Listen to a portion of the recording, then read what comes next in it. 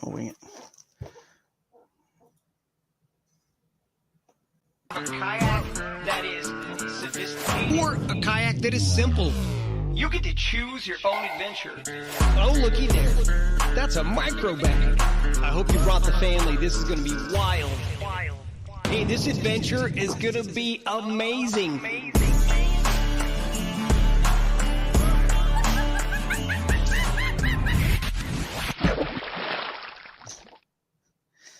All right. Well, a little piece of Billy is still. Oh, hey. Oh, whoa. Billy, chill. All right. Little piece of Billy was still here with us today, guys, as you could hear. But obviously not see Billy because he's not here. He's out this week and next week. But Jake and I are rocking the show. What's going on, Jake? Nothing. I'm finally back from Costa Rica, so that's exciting, I guess. Finally can get to some fishing because I have still not caught a bass of any merit in 2024. So I'm trying to think if I have. Have I? I don't know, man. I don't think so. It's been pretty cold up there, so yeah, it has been cold. So, man, things are a mess here. You can see we got this. Did you see we just had the Call Me Maybe by Dark Horse Tackle, which is one of our. We had this on the screen at the very beginning. One of our things that you guys can get involved in. If you're listening to the show, watching the show today, this Call Me Maybe segment is pretty cool because if you make some comments and you're in the show, part of the show, just sitting there chilling with nothing to do anyway, and you're commenting on a topic that we want to bring you in on, we can send you the link to join the show live yourself. So it's funny that was still up there. We forgot to hide it before we hit live, but that's actually good because now you guys know the rest of the show, you could be in it. So Call Me Maybe, a cool segment we're going to do. And man, I am exhausted from those 5 weeks in a row of literally just guest after guest previewing all these events. And today's just going to be a fun, chill show. We need sort of a breather, come back down a little bit.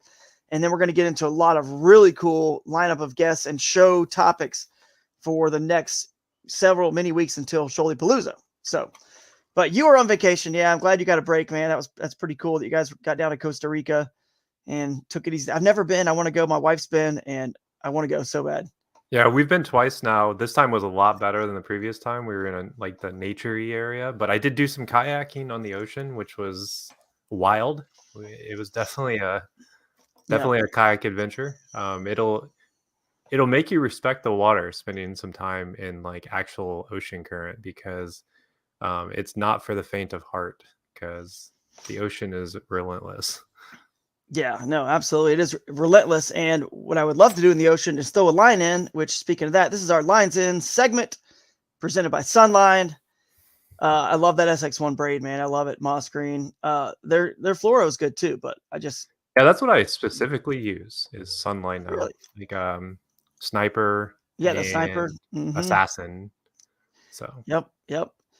You know me, I try to stay away from it when I can, but every once in a while I have to put a little fluoro on it and get a little stealthy. So every once in a while it works out. It actually won me Grand Lake Bassmaster. I was using all their fluoro on that event. So, but, so yeah, Lines In. I'm glad you're doing good. We had great shows. Thank you guys for participating in all the shows, your comments, your questions. So many people signed up, I should say, for events already. That's pretty cool because you're guaranteed to get that $100 gift bag, which is awesome. It's going to have products from all of our sponsors in there, or many of the sponsors, I should say. And I was encouraged and impressed to see that many signups. I think we have nearly 25 unique individuals for Shoalipalooza. About 20, a little over 20, maybe 20 in the individual division, and then some in the team. So that's pretty good considering we have, 3 months? Yeah, I mean, kayak anglers are procrastinators. I'm sitting here thinking, am I going to do Lake Murray next weekend? Mm-hmm. And it's the fact that I'm still considering it is just, I think it plays into how kayak angling tournament signups are because, we wait till the last minute, almost exclusively. I know that's a nightmare for tournament directors, but at the same time, we offer an incentive to sign up early, so it's worth it. This we do. We offer an incentive. The $100 bag is definitely going to have some cool stuff in there. It's worth your time to get it.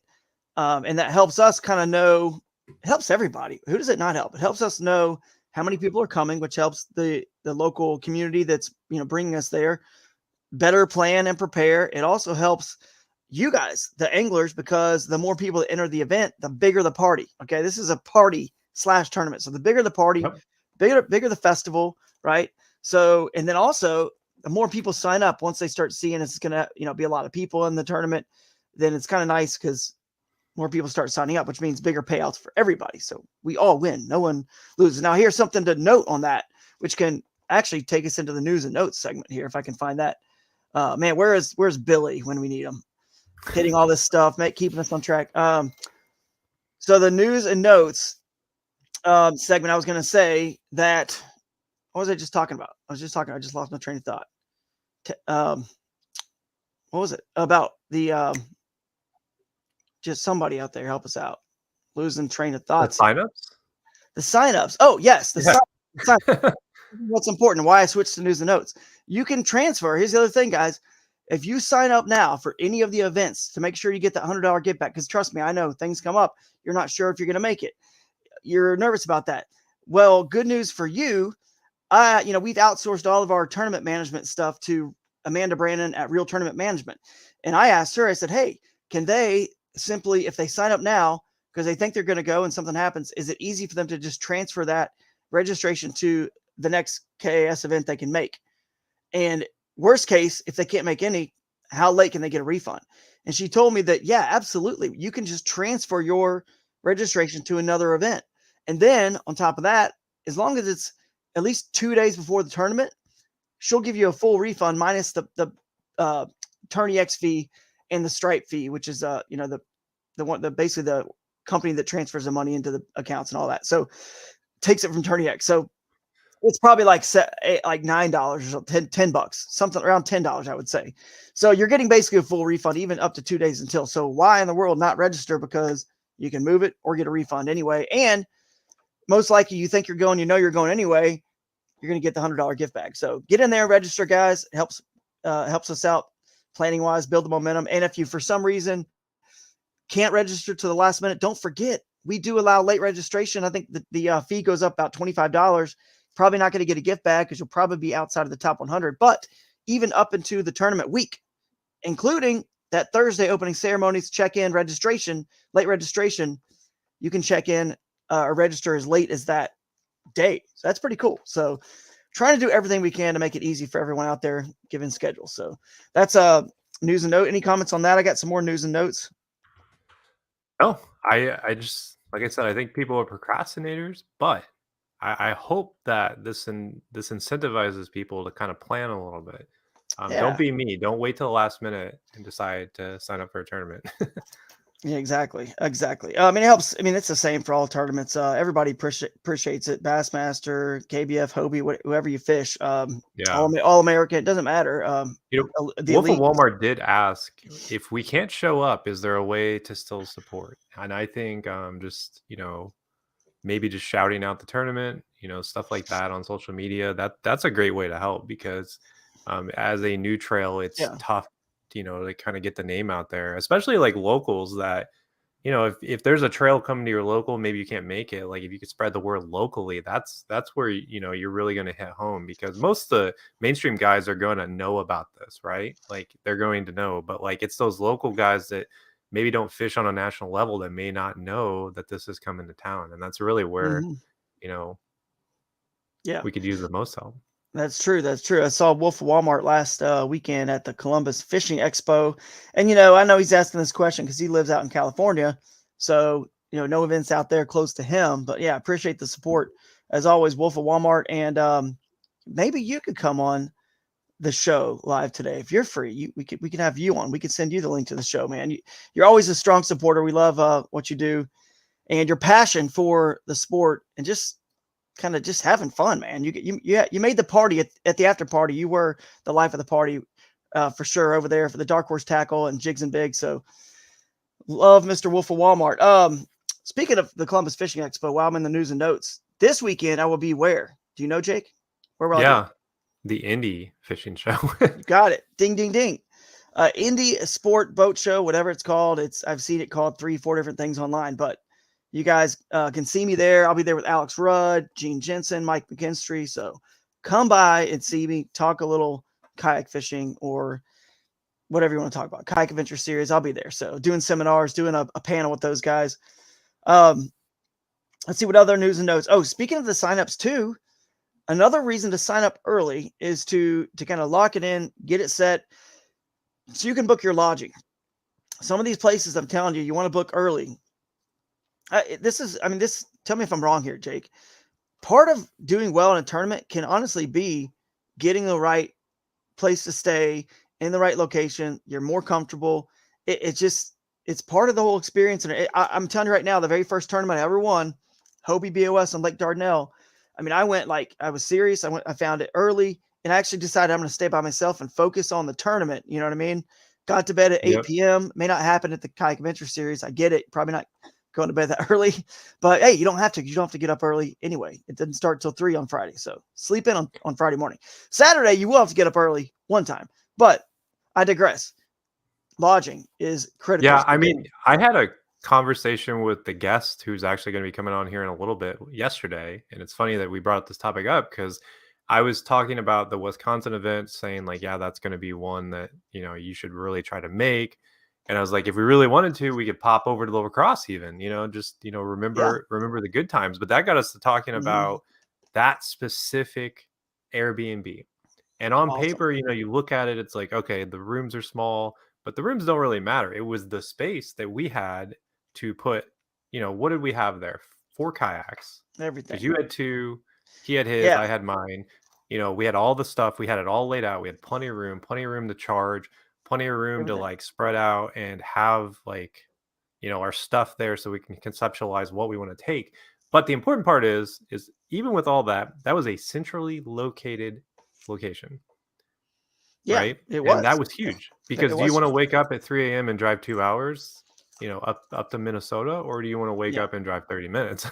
Exactly. I mean, yeah, no doubt about it. Centrally located is perfect, which is kind of why if you're from, far away, you don't know where the best fishing is going to be in these Kayak Adventure Series events. Just know you got an hour from the center of the radius. The center of the radius is that city or in particular, the theater, exactly where our awards are going to be in the festivals, right? So you kind of want to stay in those cities, in those towns as close as you can, because you don't know where you're going to go. And it gives you the option to go wherever. But if you get lodging way on the outside of the perimeter of our radius, so to speak, you're probably never going 2 hours to the other side. It's just probably not going to happen. And that might be where you should be. So try to get lodging. And I definitely like the Poplar Bluff event specifically, like you want to stay in Poplar Bluff. Trust me, being from this area, like that's where you want to be. Mm-hmm. It'll be the best lodging.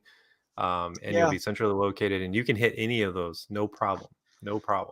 And you could be there. Like, if you think about it, we got an event on Thursday night, opening ceremonies, Friday morning, optional, but seminar series. Who doesn't want to hear a good seminar and learn while they kind of recover a little bit and just rest up and spool up some rods and reels and whatever. Just listen to some, Jeff Little, myself, a fisheries biologist, whoever, right? Whoever we have at each event, Dr. Mudbug, get him up there in Michigan. So we got a lot of cool speakers and more to be added, but that's Friday. Okay. And then Saturday you're back there again. So like literally Thursday, Friday, and Saturday, you are going to have to drive there. So why get lodging so far away where it's going to, be difficult? So anyway, lodging, that's something I wanted to mention. Volunteers. I've never mentioned this before, Jake, but I don't know why I haven't. A lot of you guys out there are very passionate about the Kayak Adventure Series. I noticed that from the Columbus Fishing Expo with how many people came up to me. Billy was there too, by the way. And we had a good time just hanging out, talking to people about the series. But I was blown away by how many people came up to me and talked about the series. I'm starting to realize, Jake, that this right here is going to be forgotten about. It's going to be like potentially like Drew's. Like, I'm going to be like introduced, like even the Jigs and Bigs podcast. We did a podcast live at the after party and stuff. It's more like Drew from the Kayak Adventure Series is here. And that's fine. There's nothing wrong with that, but just starting to realize how big this has kind of gotten, especially with GoPro coming on board and a lot of other big sponsors. Yeah. How big, what this has kind of turned into is pretty cool. And then this right here, this other stuff is like an afterthought to, who I am or what I've done, which is fine. But it's just kind of funny how that's worked out. But volunteers is what I wanted to mention because, you know, we're always open to anybody that wants to help. If you have time and you love this and you're passionate as I am, look, this is a startup business. This is still a business too. We got bills to pay. We got insurance. We got trophies. We got, you know, all the stuff that goes along with that, the cool things that I'm getting, the bouncy house rentals, all whatever, all this stuff. There's so much that goes into it. You have, you know, website design, marketing. There's a lot, but still it is a business. And if you are passionate about it and you want to come help a business, you know, like this early on, and that's putting on events for us to all just kind of get together, have fun, and make a cool new sort of sport and game out of this kayak fishing thing that we all love. I'm here to listen for sure. And as we grow, of course, who do you think, you know, paid opportunities are going to get, you know, divvied off to or whatever? You know, it's going to be the folks who have been working with us, helping out. So you probably have some skill sets that we could use. So if anybody wants to reach out to us, happy to see if you guys want to volunteer, even at the events. It'd be nice to have some people, you know, tearing stuff down, you know, breaking some things. There's a lot of, you know, things and moving parts here. So if you're interested, let me know. And of course, whatever we can do, extra sponsors, products, gifts, I mean, happy to do it. If someone's going above and beyond, and we've got, like I said, a budget that just becomes available for that, we're happy to start, you know, even paying some people to help us out. So that's pretty cool. Update on volunteers. So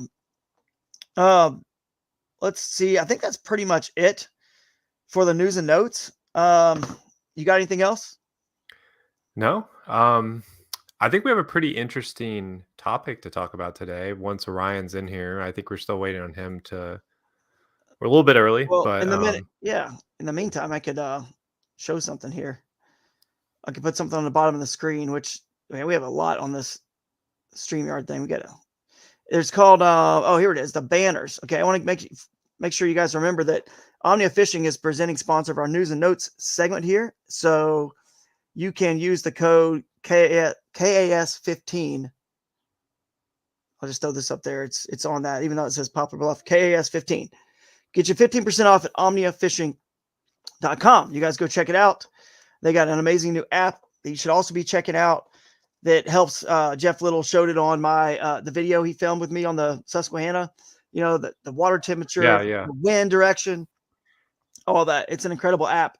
And obviously you get tips and tricks and tactics that are kind of locally, you know, and regionally, I should say, kind of like specific. So go check it out.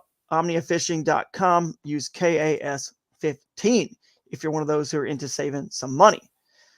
Now we can move on, if you want, Jake, to the next segment. We do have a Mythbuster. We could do Mythbuster before Ryan gets in here, because I've got a Mythbuster. Let's do it. I'm going to scroll up here to the Mythbuster. I believe who sponsors that one? Oh, it's Boondocks. Bustin' Myths, presented by Boondocks. So here's what people came up to me at the Columbus Fishing Expo and said. They said, I probably had 3-4 people ask me this question, and I've had, I don't know, a dozen people ask me this question as well, just before the Columbus Fishing Expo. But they said, Drew, are you fishing any of the Kayak Adventure Series events? And I said, no, of course not. Like, I'm not, to me, it's of course not, because I can't be the one who makes the rules, sets the boundaries, picks the locations, and then all of a sudden gets to reap the benefits of all the stuff that I know. That would just never fly. That'd be like, I mean, not. I mean, even I'm not going to fish it. Yeah, because I think that would be strange, yeah. Especially with how many people I've talked to. You know, how many like I know a good spot to fish on the Wisconsin one with never fishing it. Like, I just don't think that would be right. You know, no, it doesn't feel right for sure. I know that, you know, there's some other professional bass fishing organizations that have some ownership and some people that fish, but this just feels different to me. Like, I don't really think I can do it and morally, like, ethically feel like, you know, because I don't know. So basically, here's what I've done, guys, for you. I've actually fished all over the country, all over. Okay. And I've taken, with a blank slate, I said, where can I go if I have 6 bullets to fire for the 6 best places, the most adventurous, the most underutilized or never really talked about or exposed locations, and kind of pick one in each region, you know? It's basically like a national guide trip, you know what I mean? But it's a loosely guided trip, because I'm just putting you in the best locations with the best fishing and the most fun we're going to have with the theater and the towns. and all kinds of things to do for the family, as well. I can't make the fish bite your lure. I promise, like obviously, but I can tell you this: I have put you in the spots where you've got the best chance possible to catch a lot of fish, potentially some really big fish, which is obviously going to be a good time. So it's sort of like you can lead a horse to water, but you can't make them drink. We're doing our best. And speaking of this year and these 6 locations, the 2025 schedule is, I mean, dude, it's done. Like all verbally basically committed to all the cities. It's done. And I am so excited. Again, I can't get into it, but I'm so excited about when we can announce that with you guys. It'll be early. So we're going to always try to be very early on when we announce our following year, so that it gives you guys as the anglers a jump start on planning, scheduling, things like that. So we'll be so far ahead, Jake, that if someone's getting married, they can literally be like, oh, the Kayak Adventure Series is this date. So honey, why don't we move? We could have our wedding on this Yeah. date. We could do it at the Yeah, we Kayak could do it. Adventure Series That's opening true. ceremony. That's true.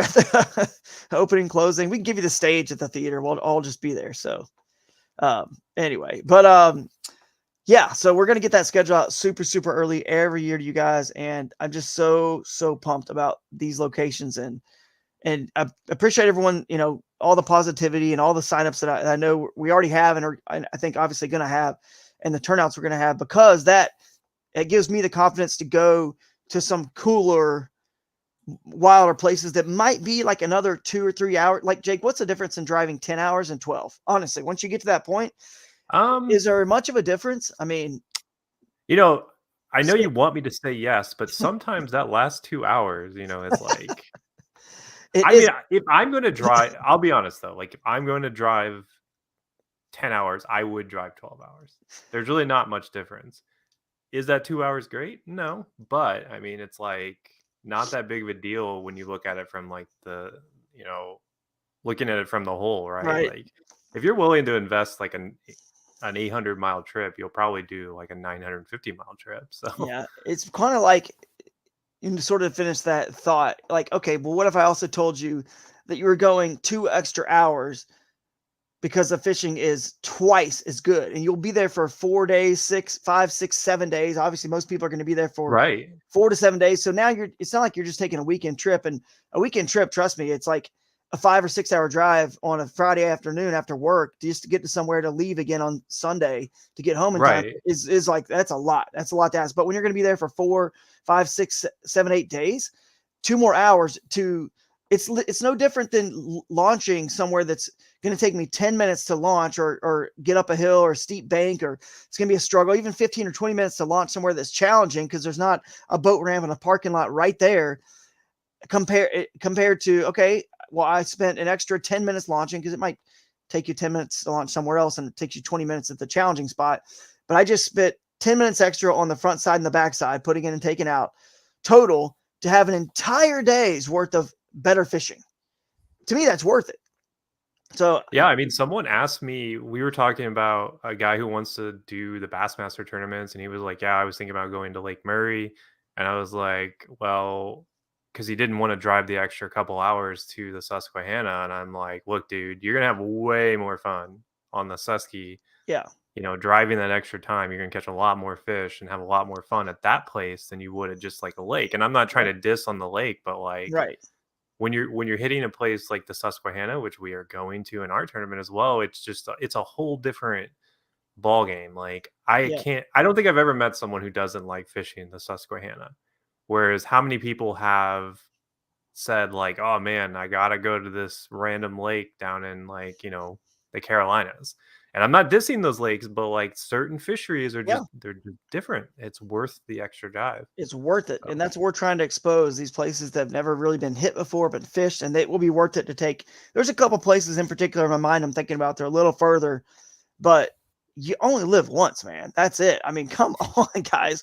You only live one time, and that's what the series is about. The 6 biggest parties and the best locations in the country, the coolest theaters, the coolest things to do out in the town and out, for family outside of the towns as well. So we've got some doozies for 2025. So, and Steve Kruger's recommending Upper Peninsula of Michigan. So there's no doubt that place is unreal as well. So good tip there, Steve. Can't wait to be in Michigan and see you up there for the Wild Whitehall event. So yeah, Wolf of Walmart gets it. YOLO. I mean, it's true. It really is true. And the older you get, the more you kind of realize that. Honestly, it's like, I mean, people at the event were saying, I don't know, I want to go to Palooza, but I'm not sure. They're on the fence about Palooza. And I asked them, I said, when are you just going to randomly pick up in your car, drive 10 hours, 2 or 8 hours, I think it was 9, whatever it is. We were in Columbus, and go fish and catch a shoal bass in your life. When are you going to do it? If it's not now, you know what I mean? For the Palooza, when we're all there having a huge event, lots of fun, big party.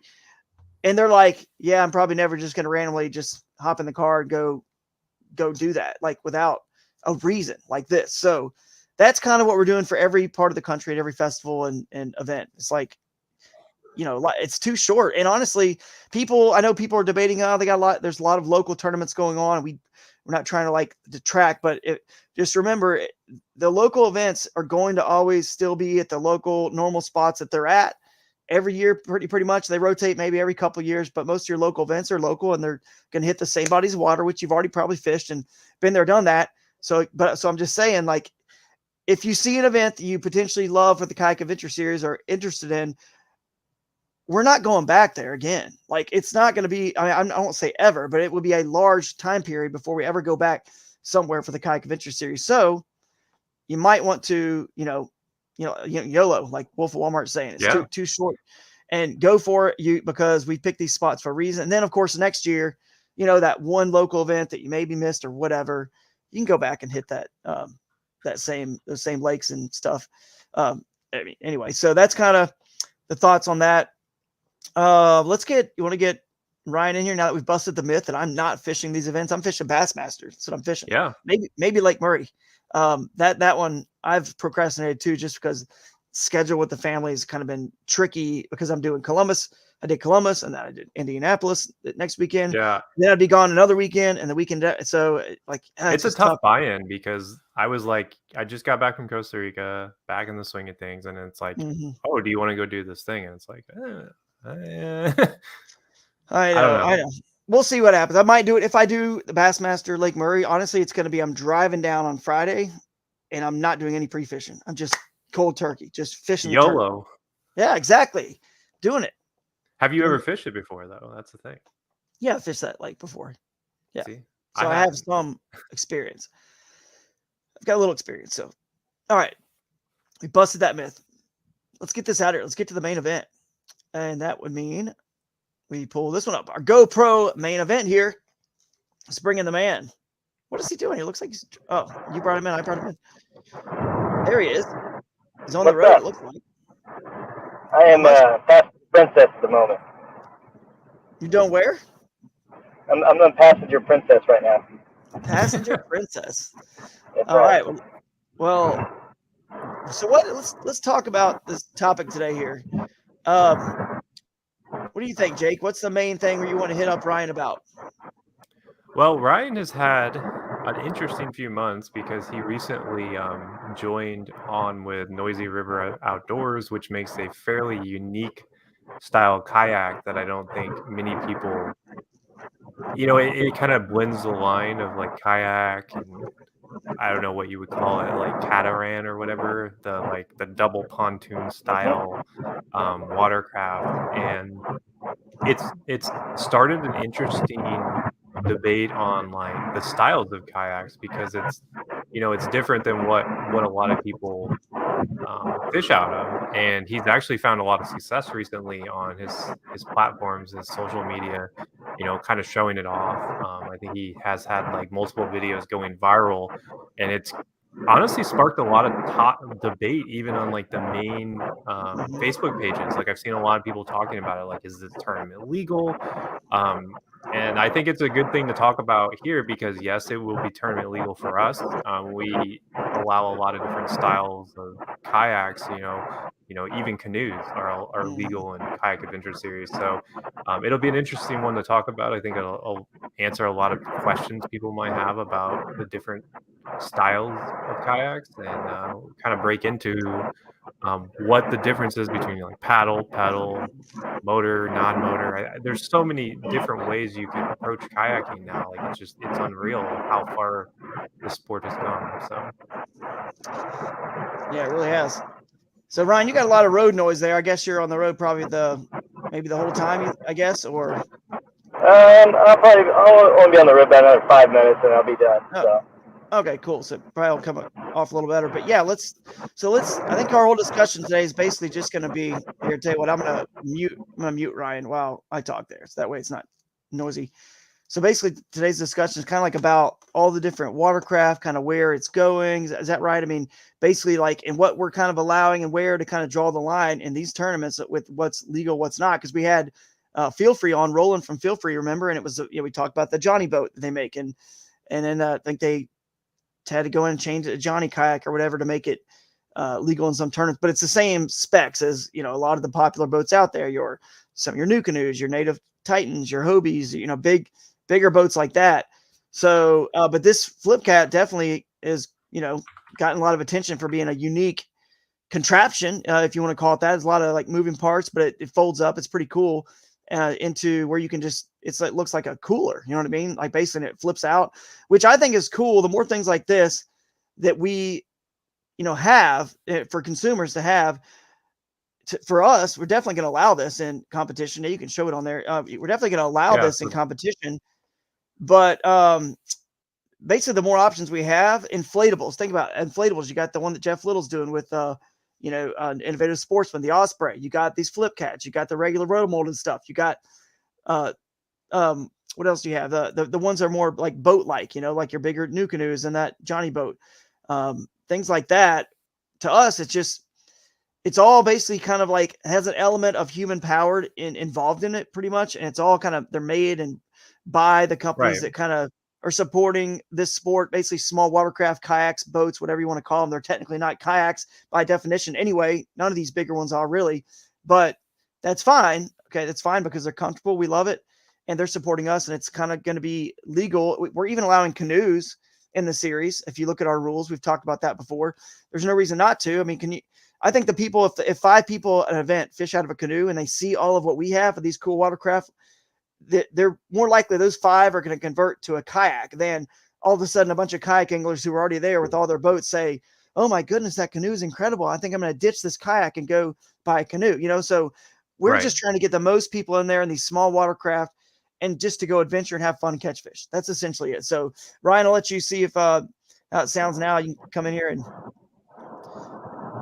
explain a little bit about this watercraft.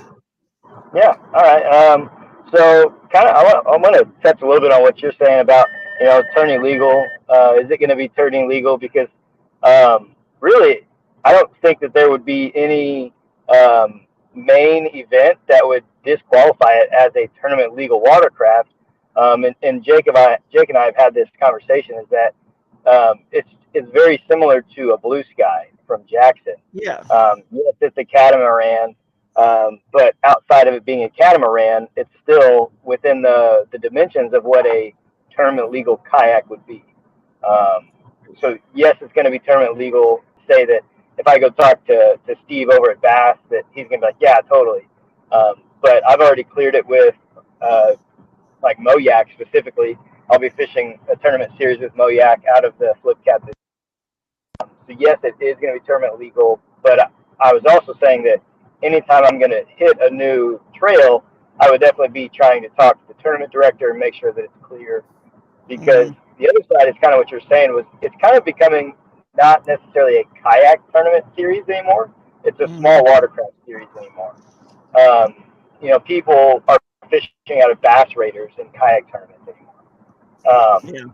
So small watercraft tournament is really the appropriate term for it anymore, because there's just not a kayak series anymore.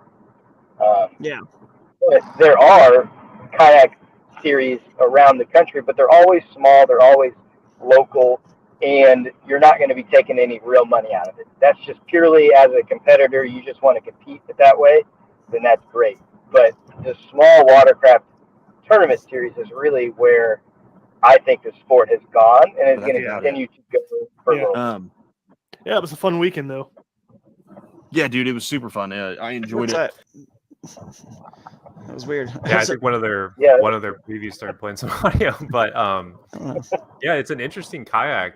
or watercraft, I guess is the best way to Yeah. describe it. And like, to kind of touch on that topic, we were saying Jeff Little's fishing out of like the inflatable. If you look at like some of the inflatables that are out there too, you've got the NRS makes one that's a pure kayak, but we were looking at like the Neptune watercraft, which is one that Eco Fishing sells, and that is a 13-foot inflatable kayak, but it's a two-person kayak. Obviously, you can fish one person out of it. I mean, there's plenty of people who fish out of like giant watercrafts, but if you look at like the dimensions on it, it's 13 by I think like 40 something, which isn't that much different than a pro angler. So this big inflatable watercraft theoretically is really no different than like your pro anglers. It's just the fact that it looks, different than anything we see. And I think that's the interesting thing here is like it what looks truly like a boat. Yeah. Yeah, I know it's going to be tricky. We got to get to a point where we define it. And I'll probably have to go back in the rules here after this year and really like, we're probably just going to have to put some very clear, I don't know, verbiage, and then anything that the new that gets created like this will just have to be case by case basis. Right. But because you don't want to push into the point where you've got people using something that they're just standing up on the front deck with a foot pedal that it just looks like a bass boat. I mean, we're at least still seated back in, you know what I mean, that center position in these things. So yeah, it's going to be interesting to see. Yeah, I was talking about here. This is the Neptune Pro 400. Yeah. And if you look at this on paper, you're like, oh, that looks like a boat. But then you look at like the actual pictures of this craft. I mean, it's a kayak. Like it is the same dimensions as a lot of the big kayaks. I mean, it's a little bit wider, but most of that is like the pontoon style. But like you can get two people in it. But I mean, you could see it there on top. Like that's theoretically just an inflatable kayak. So it's interesting where the sport is kind of going, because like you can see there, like it's not a big kayak, like it's not a big watercraft, but I could see there being some people who are debating whether or not that's within the grounds of what they want in tournaments. So I'm curious what the major trails would say about something like this. So yeah, I mean, if it meets the length and width and all that specs, then I don't think there's really anything much they can say. But that's where we got to start defining it a little bit better, clear. I don't know. It's going to be interesting. But either way, I want to keep this. I mean, the kayak is the majority of all that everyone's fishing out of probably is like, more of a kayak, especially in the Kayak Adventure series. So it makes sense to call it kayak fishing still, even if every one of them isn't really like by the truest of definition. But I mean, what are you going to do? Say kayak kayak fishing or inflatable, or you can't you need to just condense it into some one term. So I still like terming it kayak fishing, but basically it's just about getting out there and exploring wild places and small watercraft. But the thing to me that where you got to draw the line is when something is if something were to give someone such an insane advantage to where every tournament is won with that watercraft or style or something, it's kind of like why they thought they needed to outlaw the A rig or whatever, or all this live scope talk, which kind of turned a lot of the pro bass fishing into a little bit, we all know it's true, a little bit like more boring to watch kind of thing. Well, and it also wins pretty much every tournament. So to me, that's where I think you got to do something about it, because now the sport is a little bit one dimensional. It's like you took away the pass in football. Now it's just a run play. Every play's a run play. If you didn't allow the pass, well, you kind of, I mean, if the running worked better than the pass, let's say, for some reason in the rules, running was 10 times more likely to win a game and everyone just ran in football, right? But you could still pass. But that was kind of what we want to avoid. We want to avoid one style or method of fishing in our tournaments to be so dominant to where it's boring. It's, it's like boxing, right? It's just boxing. But then the UFC is every style of fighting, jiu-jitsu and Muay Thai and kickboxing and wrestling, everything all rolled into one. And what's cool is, and there's certainly some probably hardcore UFC person on here that is going to say, well, they're mostly dominated by, jiu-jitsu or whatever. But that's fine. But as long as it's not 90% of the events are won in a certain way or certain style, now it's cool because everyone gets to use their own personality. And Ryan's got this cool new thing and somebody else has got an inflatable and Others are in traditional boats that are, manufactured by a lot of the sponsors of the KS, and that's fine. Right. But we want to see you guys all come into the octagon and battle it out and see what comes out on top. And we're hoping the top 10 is littered with all different styles: electronics guy, lake guy, river, creek, backwater. So anyway, that's our goal for this. Somebody and on that's a where I'll paddleboard, draw the line you know? on a paddleboard. But I will draw the line. If there's anything that actually Right. gives someone, it looks like it's no longer in the spirit of what we're doing, small watercraft kayak, if we won't allow it. Yeah, and Wolf of Wall Street asks, is that a outboard on that inflatable I just showed? That is an outboard. However, I mean, there's a lot of kayaks that are rated for outboards. Like a lot of the new New canoe. canoes can have a small outboard. I mean, you could put an outboard on a shoalie. If you really wanted to, you could make it work. Yeah, Do you recommend it? Probably not. But I mean, like, you could. people are always going to push the envelope when it comes to small watercraft, especially kayaks. And it's not that crazy to see a small outboard on it. I think Newport makes a small little electric outboard that's apparently pretty good for some of these. So Yeah, I mean, there's definitely that. But Brian, I think it's cool though that like an inflatable that they can fold up. It just gives people another chance, another way to come to an event easily without, if they have constraints with their family, needing to be in the SUV or whatever, they can put that on the cooler thing on the back or whatever. They can drive to an event, and they got a boat. Inflatables are the same way. I mean, we just want to encourage all different forms of creativity, because that's what this series is really all about, being creative on how to find your fish. And if like electronics are creative, you know what I mean? Live scope is not easy to use. People, definitely wins a lot of tournaments, but you got to be creative and learn where the fish are. And creativity could be you do like the opposite. Everyone goes one way, everyone leaves from the ramp here. You turn around, you scan the ramp, the fish are right there. I mean, that is a sneaky and creative way. So we want to highlight all those, creative things. Yeah, I mean, I think that go ahead. Go ahead, Brian. Oh, so I was going to say, the thing that's neat about the Flip Cat is that it's going to give more people the ability to get involved with kayaks that couldn't before, because I've had this conversation so many times since this thing's gone so big on the internet was, well, why would I pay $4,500 for this kayak when I can go buy a Hobie Outback or a Hobie Pro Angler for like the same price? Well, the difference is that you can live in a condo, or you can live in a house without a garage, and you can roll this right through your front door and store it in your closet. Yeah. Where you can't do that with a Hobie. You can't do that with a traditional kayak. Right. So this gives people that don't have the means or the ability to store a traditional kayak, that want a more solid platform, the ability to have this in their home. Yeah. Yeah, I would love to play the video Ryan has that kind of went viral if he's cool with it, and it will kind of give people an idea of like the unload load process and just like everything. Yeah, you can do it. I like Wolf of Walmart. It's like mac and cheese, my man. It's cheese and noodles. Choose your own cheese, choose your own noodles, but the end product is still the same. Just cheese and noodles. Yeah, you can play it if you want.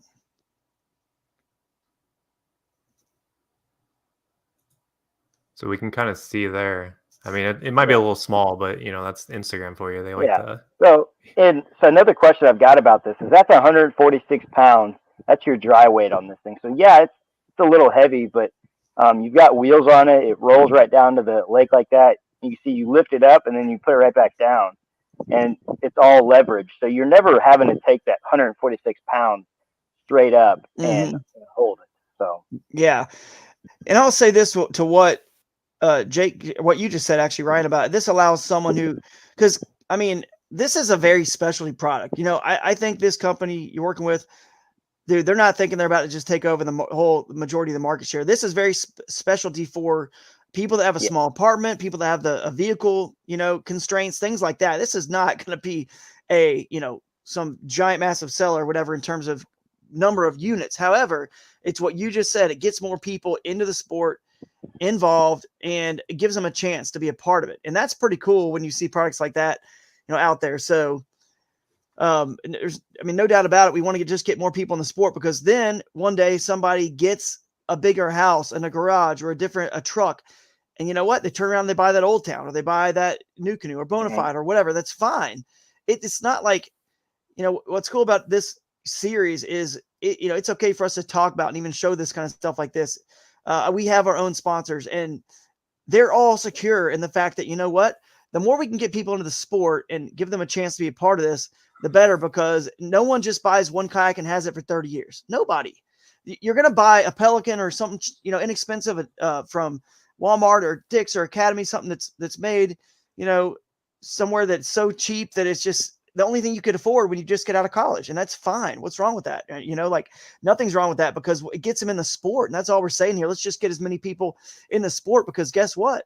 In 2 years or a year after they get that, they're going to buy that Bonafide or the NuCanoe or the Crescent, you know what I mean? Or whatever, you name the brand, they're going to keep upgrading to what suits their life better at that stage of life. So this is going to help some people out there for sure. But I don't want to touch on it too much more, other than just we can still have a general conversation about the kayaks and what you guys feel, what do you guys feel like it's gonna? Is any like, go back to the UFC reference? Is any one style of fighting or fishing in this standpoint? Do you guys see, with the way our rules are written, with being able to access, anywhere publicly, portaging over logs and natural obstacles, rapids, things that you don't feel comfortable staying in your kayak and running and going down, or trying to go up, or under a log or whatever? Like, with those rule set, do you guys feel, how do you guys feel most of these events could be won, or is it just going to be very dependent on each stop and situation? I want to touch on one more thing. It's kind of relative to that. That's directly related to this flip cat. So Jake showed one of the videos that showed me rolling this through some pretty rough terrain to get down to the riverbank.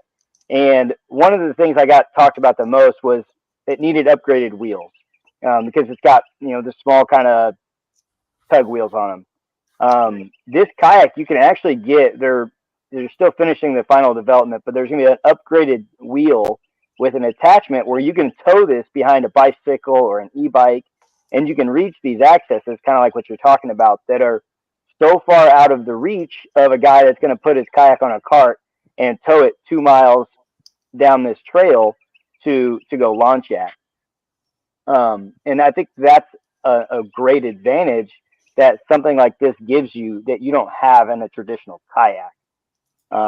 Whereas to say, like, is that a advantage that's going to be just massive to where you're going to go out and you're going to win all these tournaments because you can reach harder points of access because you didn't have to go up the river. You just towed it with a bike up to where the good water was.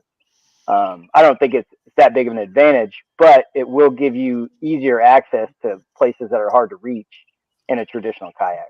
And that is something that we've talked about, is the e-bike towing. I think that's actually kind of ingenious if you think about it, because, like, especially I'm thinking of lacrosse, there's like 2 or 3 accesses where I'm like, man, towing in your kayak with an e-bike would have been, it would have been legal. I'm not suggesting like some sort of like weird illegal thing, but there's some accesses where that would be like a pretty cool thing to have, and it would be an advantage for the people who did have it. But I don't think like you're necessarily at a disadvantage if you don't have it. And that's what, is interesting about our series in general, is just like, you can do it however you want. You're just not going to be limited if you have the means to go into thicker stuff, because, like, I always go back to the Wapapello Poplar Bluff event. Like, you could win it on the lake, live scoping by the dam, or you could go up one of the rivers. It's not really, I don't think anyone's really at an advantage. It's just going to be like how you decide to tackle the puzzle, essentially. Yeah. Because there's not always one solution that is perfect. Yeah, because you think about it, the person who's towing something in like that, most of the time, they're probably not going to have a motor. There's going to be some light kayak or inflatable or whatever. But the person with the motor could most likely, there's a ramp somewhere close, an access somewhere where within the 30-minute window, you have to get on the water and go, right?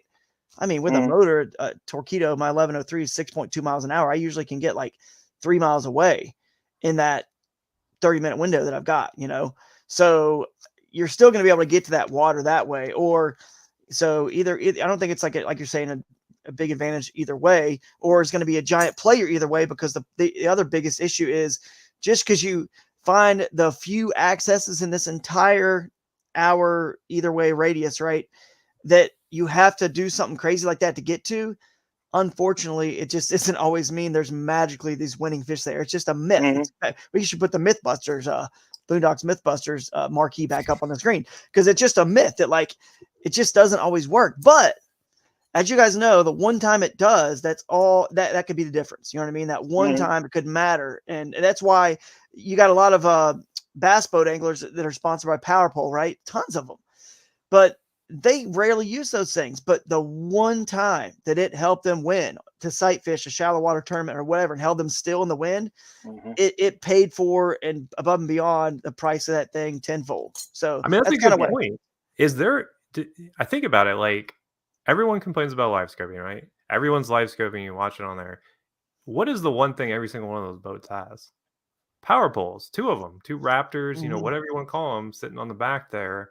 And, they all have them. And that's for good reason, because you get into a scenario where you're fishing shallow. Guess what?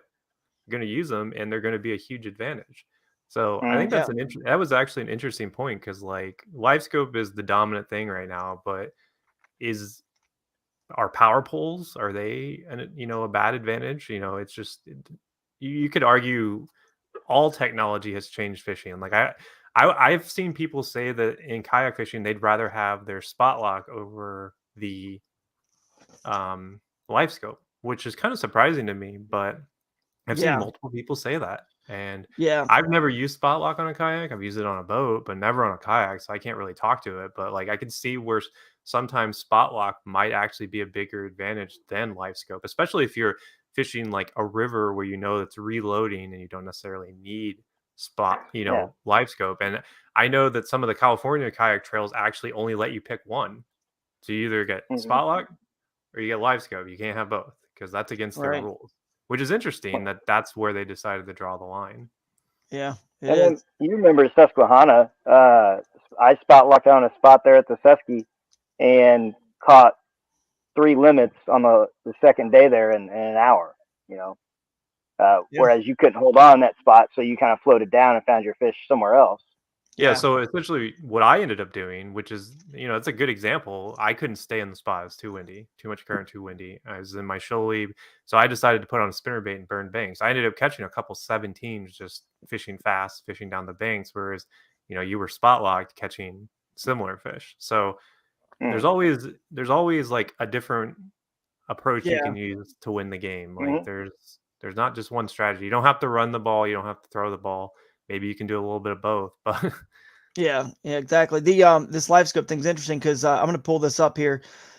David Dudley posted something on his, Major League Fishing Pro. David Dudley posted something about, forward facing sonar, and basically he was just saying like you could see when you sight fish with your sunglasses, you see fish. You don't always catch all the fish you see, and that's what kind of you see is happening with live scope. They're seeing fish, everywhere, of course, and you don't catch everyone you see, you know what I mean?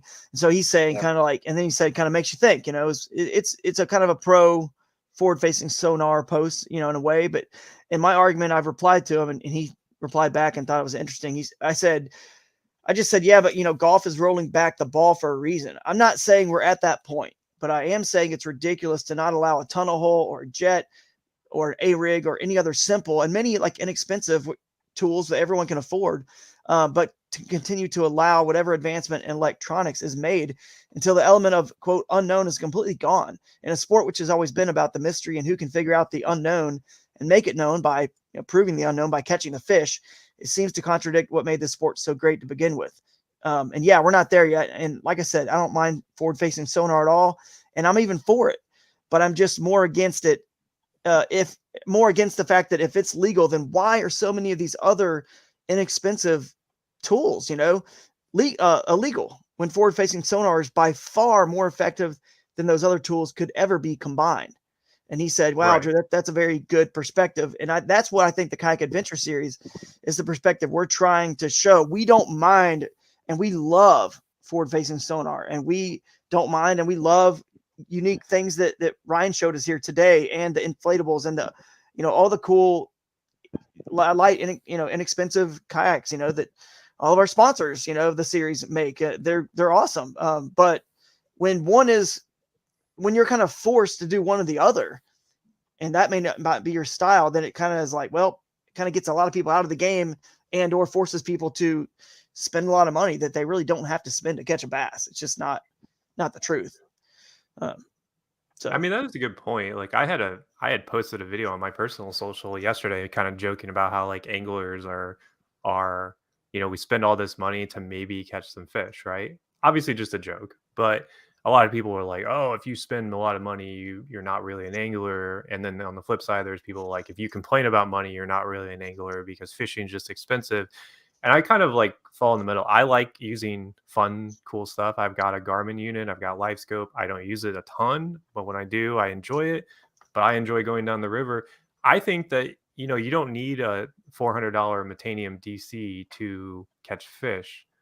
But if you want to, sure, you might have some advantages, like if it's windy. But like you could go out there with a Zebco and catch the same fish, using a paddle kayak with, a sun dolphin. So like, I don't necessarily think you have to spend a lot of money to be successful. And I think that that's the thing that I worry about sometimes is like, where do you draw the line? Because like we're outlawing some of the more inexpensive stuff, isn't allowed, but you can use the expensive stuff, right? Like I think there's like a kind of an imbalance right now. I think that comment you had really kind of hit on that too. So, because like, remember when side scanning came out, everyone was mad. They're like, oh, it's taking away the hunt, right? They thought that it was just making it too easy to go out and spend 8 hours of pre-fishing, scanning the lake with side scan. You didn't have to do your research. You could just use the electronics to do the research for you, which, weird take to begin with, but that there was a big amount of people who didn't like side scan.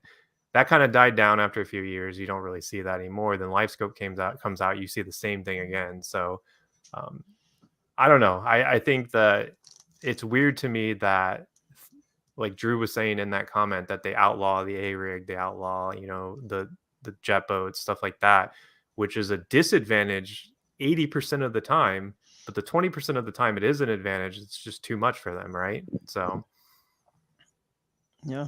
I mean, if Bassmaster tournament director Lisa Talmadge, I sat with her at the Night of Champions dinner. That for winning the AOI, I fortunately was able to get invited to the Night of Champions dinner.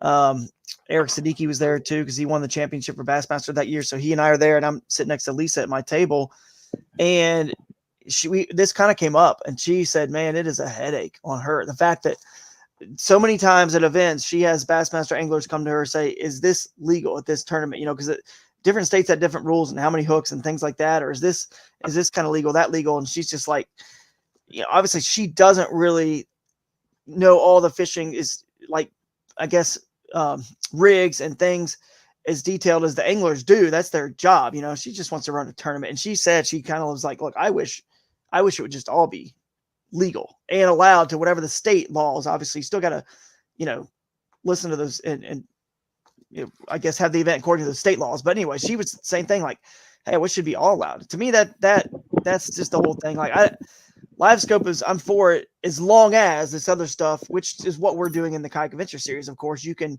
still get to other shallow water fish where the kayak is kind of the best tool for that. So it kind of balances it out, the LiveScope. And then you see in the bass boat world, they can't really get there. You got like Keith Pochet and John Cox that maybe pull it off, but that's like 2 out of 100. You know what I mean? So it's not really a player, So yeah. that's kind of the thing is just, I feel like it'd be cool if they would bring some of the other stuff back, and let those shallow water tactics have a chance, or inexpensive like an A-rig. It's not that, because the fish are used to it. We all know now that it's not you're not blowing away every tournament with the A-rig. It's just not going to happen because they already have gotten used to it. So now there will be events that it would play, but what's the difference? There's events where floating frog, is going to play, and then events where it's not. You know what I mean? What's the difference? As long as it's not going to dominate a vast majority of the time, like you're in the 70, 80, 90% of the time, then it becomes a cool, different way to score, like in football, for example, a different way to do, to score and make the game unique, 2-point conversion, or an extra point. You could choose either way. You could kick field goals. You can do onside kicks. You can, you know what I mean? Like go for it on 4th down as opposed to not. Just all the different ways you can get the ball, move the ball down the field. It's just the diversity is what makes it cool in all sports, not when they're just singular focused where you're kind of, okay, we know how this is going to happen this time. It's kind of boring, but that's all I wish we could just allow some other stuff back in. So, but yeah. Yep. Thoughts, Ryan? I mean, kind of like what Jake said. Like, I like the forward-facing sonar, but the flip side of that is I hate throwing an A-rig. There's a lot of people that don't want to throw an A-rig. And the weird thing is I've actually heard more people that just don't want to throw it that are against it because they don't want to throw it and they know how productive it can be. And I think it's the same thing on the forward-facing sonar thing. Is some people don't want to learn it. Some people don't want the option, I guess, to buy it because they don't want to, so they feel that it shouldn't be allowed. And I think that that's just a wrong perspective to have on it. But unfortunately, that's just a perspective that people choose to have. Yeah. Yeah. I mean, it's definitely, if you don't have the money for it and you can't kind of access and fish in some of the shallow water that, we're allowing people to do in the series, I can see where it would be a little bit disheartening to folks like, man, I don't know if I don't have the money for it. I can't compete because it's probably going to get one with that technology. So I get it. I like Steve's comment here. Steve Baker, he says, I love everything being legal, but still the biggest advantage is your own brain. I wish mine was better than it is. LOL. So that's true. I mean, your own brain is really because you have to know where to go to point the live scope. You know what I mean? You have to know where to go to, and understand where the fish move and migrate and why they're in certain areas and what baits to throw and all that. You still have to use your own brain and figure that out and dial that in.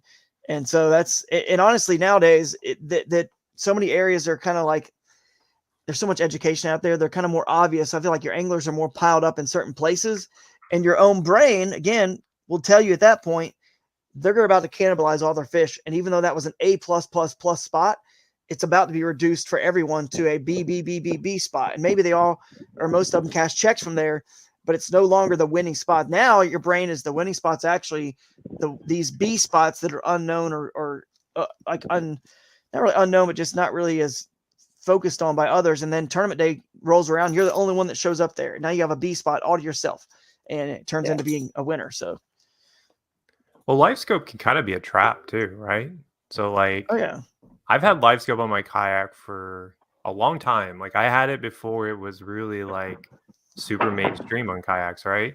Because like my mount is actually a boat mount that was converted into a kayak mount. And I learned early on that if you chase live scope fish, you could go in there and essentially, you could essentially go in there and spend 8 hours fishing for fish that don't want to eat, right? That don't want to bite. And you've just wasted your whole day on these fish that you saw on the live scope, but they have no chance. You have no chance of catching. They're not eating. They're not active. They're just hanging out with their guys. They may have ate yesterday, and they're full and they're lethargic. But you're still chasing these fish because you see them on the live scope. You're spending this time. You're investing the time into these fish. So I think one of the things that I learned using live scope for all those seasons was that you got to know when to fold them. You can't go all in on these fish that may bite, they may not bite. So, I mean, there is an experience aspect that goes into that. I think you see a lot of pros doing it. Like you watch them, they're spending hours on these fish and they might not bite till the last hour, which is crazy. Like that's a huge gamble. Could you imagine looking at fish for, what do you get to fish in bass and MLF? It's like 9 hours of time on the water, somewhat spending 90% of that not catching these fish because they won't bite until that 2 to 3 p.m. window or whatever, which is crazy to me. I mean, that's a huge gamble. You're literally staking your career on that. So there is there is a big brain aspect to, all forms of fishing, but like live scoping in general is it can be a trap. So yeah. It's just going to keep growing, like getting better too. That's the thing. That's what I'm talking about, where my comment about there's a reason why golf is rolling the golf ball back. I think starting in 2026 or something. It's like they're giving all the old golf balls that have been made or whatever, and all the time to get out there, get sold, get used. And then all the manufacturers have to conform right to this ball that only has so much whatever, like pop. So, Mm. so I mean, they're rolling it back because it's changed the game. The original way the game was meant to be played, it's all just smash as far as you can now and hit a wedge, So, and you can't just keep extending the course forever, because where does it end? You just keep, and every course can't be extended. You only have so much land. They can't just keep pushing tee boxes back when there's an interstate right there. So you got to keep the game, the sport, the sport. And so that's what I think we're trying to do with the Kayak Adventure Series. Because at some point it'll get so clear that the thing will actually show you what's a bass and what's not. It'll say bass on the screen, or crappie, or muskie, or whatever. You can start to tell now, but just think about it. I mean, think 30, 40 years in the future. It's going to be so specific, and you're going to be able to see what's the difference between that and a video. It's just a live video camera at that point, So Yeah, I mean, it the already merchant- kind of exists. I it think does. Yeah. the whole technology for that exists. It's just not practical to bring to consumer yet, because like we'll get like submarine mapping and like where they go in there and they like show you the bottom contours and stuff. Yeah. I think once that becomes more mainstream and cheaper and to manufacture, you're going to see it trickle down to the consumer. So maybe you get like some Apple Vision Pro things on, and like that's what it's going to you're be. wearing those, and it's like you need to throw here. You need to throw white. And I mean, I like Wolf of Walmart's comment here. I feel like forward-facing sonar is more difficult on a kayak, seeing as we're basically just floating around like a leaf. You have to keep adjusting transducer, and it's hard to throw a lure with one hand. And it is true. I think it is more challenging on a kayak, really, even though you have, live scope and motors that can hold us in positions. It still is more challenging. There's no doubt about it. It's not as easy as, so I don't think that's where spot lock kind of comes in. And, I touched on like how some trails are banning it. You could either have live scope or spot lock, but you can't have both. But I mean, I think both is a huge advantage, right? Like literally like lock on the fish and chill. Whereas like when I use my live scope in the shoalie, for instance, I got a Newport. So like if I see a fish, I look up, grab my rod, next thing you know, I'm 10 feet away. So yeah, it's true. I mean, Ryan here just says, good point, Drew. We have other things to worry about than what people are using, et cetera. Let's just go out there and have fun. How you win is how you win. That's the way I see it. I've never once cared or thought about, or said, because I'm a shallow water, skinny river creek, I've never once thought or even said like, we need to ban live scope, or when someone wins with live scope or beats me, in a tournament, never once. Cause I'm not worried about what they're doing. I don't care. It's, again, unless every tournament is in the kayak world is won that way, all of them, then we have a problem probably. Like then the sport is no longer kind of the sport. Like originally it was meant to be played. Like when you go out and do it on a Saturday and, just you go fish whatever's legal, right? You access wherever's legal, and that's kind of what rules are for, to keep the sport, before it was even a sport, what made it cool and as an activity, why people did it. Then when it becomes a sport, rules are meant to keep it to its truest form of what it originally was. And in kayak fishing, I certainly feel like you can't eliminate that skinny, shallow water, because that's where kayak fishing started to begin with. And why, wherever boats couldn't go is why we got these kayaks, right? I mean, you're the real yak dragger, Ryan, like for a reason, right? It's funny. Your name is that, because that's where we started dragging in, and that's kind of where it grew first. And of course it morphed into these mini boats that we take on the lakes and fish with them, kind of like a bass boat does now, which is fine, because that just means that it just grew the sport even bigger. But we can't forget where we came from, and hopefully keep the sport, which a big part of the sport in the Kayak Adventure Series was that camaraderie at the beginning of all this, the fun campouts and the get together, the hangout. And that's kind of what we're doing with these events. So I'm looking forward to it, and I'm excited. So you guys have any other thoughts on that before we move on to Ryan? I don't know if you got to get going at any point or what your schedule's like. Yeah, but, I need to hop off. I got to get my kid settled down, so get him down for a nap. Awesome, man. We'll look forward to seeing you at some of the events. Thanks for hopping on with us. All right. Later, guys. All right. See you. All right. So the last thing I was going to do here is we're going to have a segment that is called Viewer Voicemail. And I'll pull it up here. It is sponsored by Yak Attack. Viewer Voicemail presented by Yak Attack. Now, I'm still trying to figure out, and Billy was going to help me with this. I think he will. There's someone out here watching knows the answer to this, but there is a there's a Google call-in number somewhere. You can set up a number where people can call in and leave voicemails, So, but Ryan from RJM Fishtail sent us one already today, a topic we can go ahead and cover, and we'll post it on social media what that number is for our call-in line.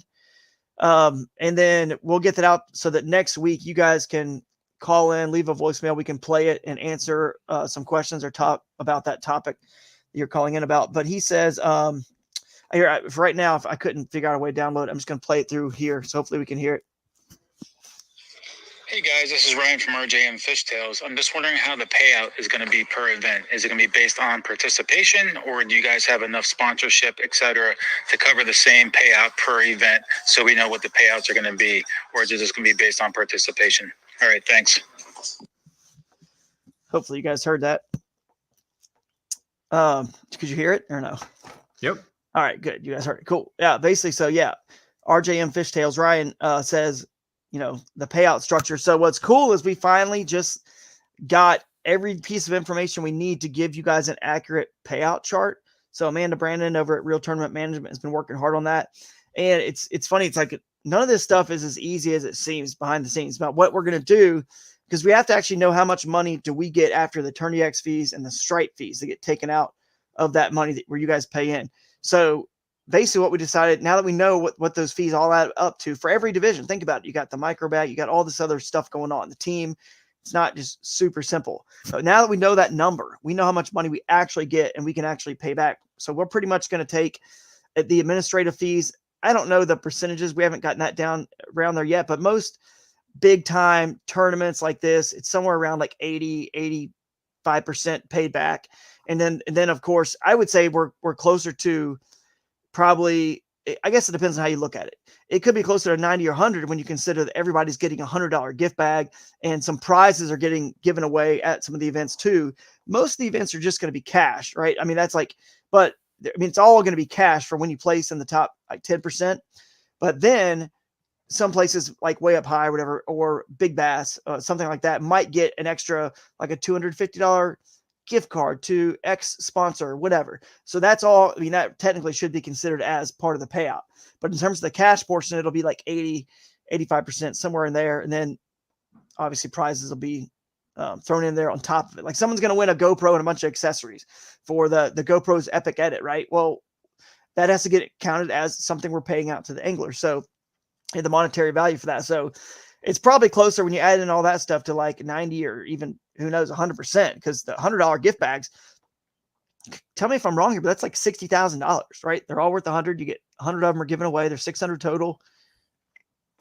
So that's just a payout to just sign up. So anyway, that's kind of how it's going to be done. And we're excited to show you guys that payout chart pretty soon. I would say this week or next, it'll be up on the site. We just have to make our decisions, because we also need to decide, tell you what goes into this. We need to decide, like, well, how much gets held back, for, the championship event, the broodstock. Got to stop saying championship. Again, you don't have to qualify. It's an open event, but the AOYs will be crowned there. So how much gets held back for the AOY prize? How much gets held back for the broodstock event itself? Because that is our finale. We want it to be a little bit bigger and better, right? So little things like that we got to figure out. We have obviously bills to pay. Amanda Brandon and her organization isn't free, of course, and we touched on that earlier. Using her is nice because it keeps me out of the loop for any of the judging, anything like that. There's nobody can say, "Oh, Drew, your favoritism to so and so and so and so who you're buddies with." Well, no. First of all, I would never do that. So, and honestly, I would be harder on any of my friends than easier if I was the tournament director. So they better be thankful. If you're close with me and a friend of mine, you better be actually grateful that Amanda Brandon is running this and not me, because I would be harder on someone that's a friend of mine if it was a 50-50 call that I had to make, right?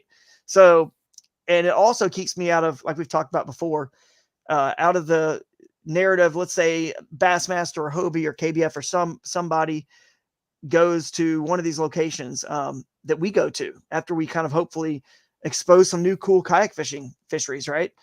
Well, if they go there, then I don't want anyone to ever say, "Well, Drew's got all the pins to the GPS points where the fish are caught." Well, no, I don't, because she's running it, not me, and she has all that information and access and is double checking if where the fish came from, if we need to ever have someone look at where a fish came from. So anyway, that was a good good question by RJM Fishtails. And I've had a few people ask me about those payout charts, but now we're almost there to having that posted on the site. Yeah. And I know a lot of people had messaged the Instagram, and I didn't have, in our social media, a couple on Facebook had asked about that, and we didn't have an answer yet, but hopefully all those people who ask will have an answer soon. Yeah, absolutely. Cool. Yeah, that was all I had pretty much. I mean, unless there's anything that we've missed, then No, I think it was an interesting discussion today. Like, I think that noisy river is an interesting contraption. yeah, no doubt. It is interesting. It brought up an interesting topic, and again, that they're, it's not a product that's probably going to sell to the masses. Of course, it's it's $4,500, and it's but there's certain people that would need that just to get in the game. There's certain Right. people that need a $200 and $300 kayak. That's all they can afford just to get in the game. And Well, a that's lot of good. bigger guys too like those style of kayaks because they're a little bit more stable, right? Like Mhm. it's not like you're getting into like a little skinny kayak. It's got more balancing, and I've seen some taller, bulkier dudes prefer that Mhm. style. I mean, that Blue Sky it's not like super popular, but I've seen them. Right. I've seen them. Like I've seen Yeah. people out in them. I've seen people online using them quite a bit. So Mhm. might not be the best selling, but there is like a niche for that style Yeah. of kayak. Hey, if it gets them in the game, that's all. That's Exactly. good for the sport, because I'm telling you, everyone knows we buy kayaks every year or two, new stuff, and it just gets gets them Not to at our mention, events. you Welcome. can put you can put something like that in the back of your SUV, your trunk of well, maybe not your trunk of your car, but back of your SUV, which is honestly, if you're traveling a lot, I can see that being a huge benefit. Same thing with like the inflatables. I was kicking myself. I was like, man, when I was in Costa Rica, what if I had an NRS inflatable? Hmm. I blow it up Yeah. on the beach, and I could just go fish on my own. I don't have to. I went out in a little like an Old Town Ocean kayak. I think that's because Old Town owns them. I Yeah. think Ocean Kayak, one of the Yeah, they like do. old school Ocean Mhm. Malibus or whatever. I was out Oh there in that, yeah, and I was like, man, Malibu too. Yeah, the last thing I will show, and it probably should have been done in the news and notes. So remind me, we'll do it next week. But people have been asking, how do you sign up for the team division? So if you're still hanging in here with us, I'll bring this up. This is what Amanda had sent me. It's pretty easy. You just register for the team tournament as normal. Team captain on your Tourney X dashboard, click Create Team button, select the team tournament, and then create your team name. Click Create Team, and then you'll be redirected to the Tourney X dashboard. The second angler then logs in, and once they go to their dashboard and click Join Team, you just click the Join Team button, and then click the team you want to join, and then that is it. The team is complete. So guys, Yep. get into that team division. It's going to be a lot of fun. Can't wait. The X2 Power team division. So that's going to be fun. Cannot wait to see what happens on that. And yeah, I think next week, I'm not sure. Maybe Alex Rudd's going to possibly come on and talk to him about that. And then I'll see him at the indie show, but we're definitely going to have a microbag show that focuses all on microbags. We'll get some baits. Maybe we'll have John Dalton on from Creek Fishing Adventures. Perfect. He's always fishing for little bass and creek chubs and bluegill and everything in this creek. So we can have him on. I'll try to talk to him. We'll have yeah, go ahead. I did talk to Jonathan from Eco, and he was willing to come on next week and talk about the different kayak brands. He ships more kayaks than anyone I know. I mean, that's his game. Yeah. And we could kind of go through, because a lot of we're getting sponsored by a lot of the most popular brands, and there's pros and cons to all of them, but like it's tough picking a kayak. There's a lot of choices now, and I think kind of highlights what we just talked about today. Yeah, So yeah. Have him on for a quick segment, talk about that. That'd be cool. And pick his brain on different things. And then, yeah, we got to have some on rules and boundaries and getting into the nitty gritty of some of that stuff and the AOI format. If you go on our website and read the rules, you'll see there's little videos peppered throughout those rules that help explain, things like the AOI. But in my conversation with Ryan from RJM Fishtails earlier today on the phone, he had said, man, you guys have explained this so well that he just was like, I don't really know what is left to be covered, but trust me, we will find all those little things that are left to be covered, because there are definitely, we'll have some of the, like an influencer YouTuber panel on the show. We'll have some top anglers on the show, bring Russ Snyder's in and some other Jody Queen, Abby Abundanza, just folks that I know that they're fishing some of these events and fish the big national stuff. Robert Weicker, get him on here. We'll talk to an angler panel. We'll have just so many different cool topics to cover at these shows coming up. So, and then of course, when we get a little bit closer to Shoalipalooza, it won't be the official Shoalipalooza preview show, but I want to do another show or segment with some Georgia anglers and some Shoalipalooza talk. You know what I mean? Get closer to seeing what the current conditions are over there in the rivers, you know, and weather, and water color, temperature. We'll kind of get a little bit of a, I don't know what we'll call that show, Shoalipalooza prep, last prep show or something, you know. So we'll do one of those. That'll be fun. We'll do that before every one of the events and give any last minute updates. So, all right, guys, I appreciate everybody. Thank you so much. Don't forget to hashtag Chase the Wild. We'll see you on the Kayak Adventure Series, Chasing the Wild. And Jake, we'll see you probably next week, I guess. Yep. All right. See you at Indy if you show up at Indy. Thanks, guys. See ya.